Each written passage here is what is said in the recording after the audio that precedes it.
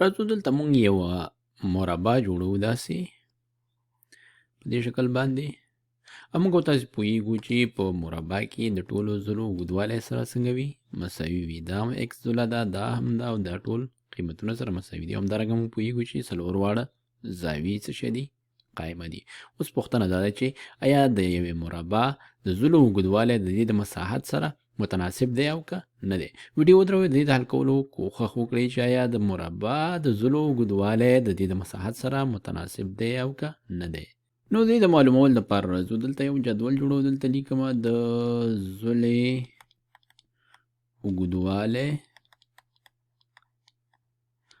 او دې نه به زه دلته یو خط داسې تیر کمه تر څو موږ دلته جدول جوړ کړو. یو خط به داسې جوړ کړو او دلته به موږ څه ولیکو؟ دلته به ولیکو مساحت.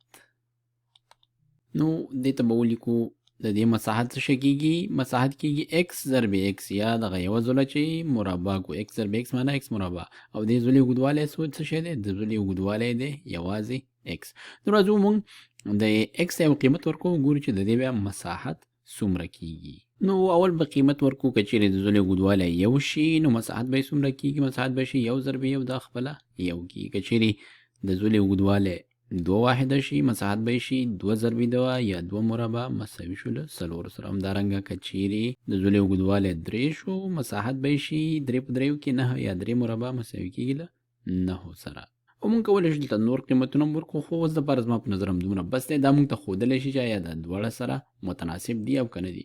او د تناسب د معلومولو لپاره یوه طریقه دا ده چې موږ د دې دواړو نسبت ګورو چې هر ځل دغه نسبت د دې مساوي دی او که نه دی. نو راځو دا ګورو. نو موږ به د دې دواړو نسبتونه ګورو، یعنې د مساحت د نسبت په څه باندې؟ د ضلع په اوږدوالي، او یا د ضلع اوږدوالي نسبت په مساحت باندې. دلته لیکو چې مساحت په نسبت د څه شي؟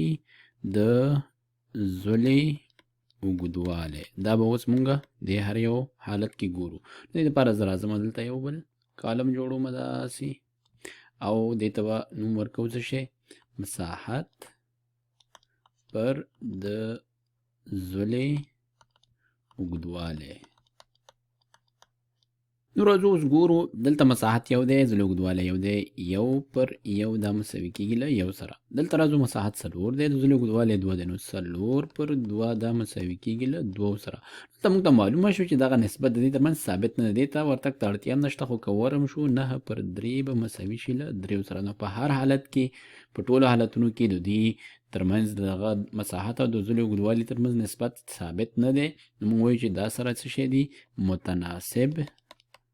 متناسب نه دي.